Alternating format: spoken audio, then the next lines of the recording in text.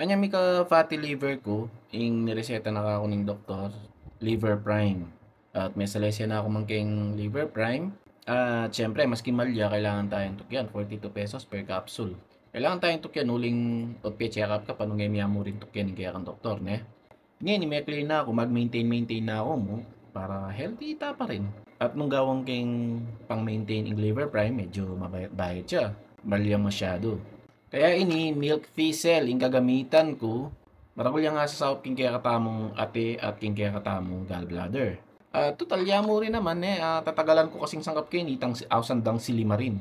Dakalya antioxidant sini para labanan ng free radicals na mag-cause cancer. Para tamo masyadong tutuay tsura. Madagulya sa king kaya katamong digestions, uling i-improve na yung kaya katamong flow king updo. Kapante na yung kaya katamong blood sugar level, uling i-improve na yung kaya katamong insulin sensitivity. Kaya kung ating ang diabetes, ayos siya rin kaya kaini. Masamting mo naman king kaya katamong puso, uling bababa na yung kaya katamong bad cholesterol. King utak, masamting mo naman uling babawasan na yung peligro na ng cognitive decline.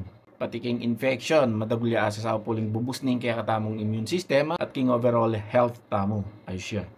O yan so, inong ating ang problema king ate at king abdo mo, madagulyang asa sa ing milk thistle. Naman literal na pantunan mong Brandis Weber Naturals, pwede ka man to na alternative kay ning mahalaga tinyang silimarin. Siyempre milk thistle yan, natin niya talagang silimarin 250 mg ang gagamitan ko. At asali kay ini kayong SNR, pwede rin kayong kayong Landers or kareng butika-butika kayong makasalina o mga aliwang klaseng milk thistle na alikay ali Weber Naturals. Kaya nung magdagdag kayong supplements, masanting niyang idagdag ini. Kayong stalls, kayong SM, atin mo naman. Kayong healthy options, atin mo naman. At depende kaya kanong no rin kabisang sali. Dakal sa sali kayo na milk thistle. Kasi masyadong familiar ka rin aliwang kain ni tao ni. De padimdam din aliwapin Sabi ko, mag-take kong milk thistle. Yung gagamitan ko kayong kaya ko.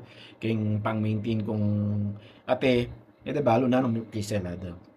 So yan, natin akong information about milk thistle. At again, kung magtinda, po sabihin nyo, kaya kaya review dahil magtinda ako, aliko, kaya kung magtinda. At sponsor ding video ngayon Baka naman Okay, dakala salamat, Soy. Mimingat kayo at ngayong 2025, maging healthy kayo and Happy New Year.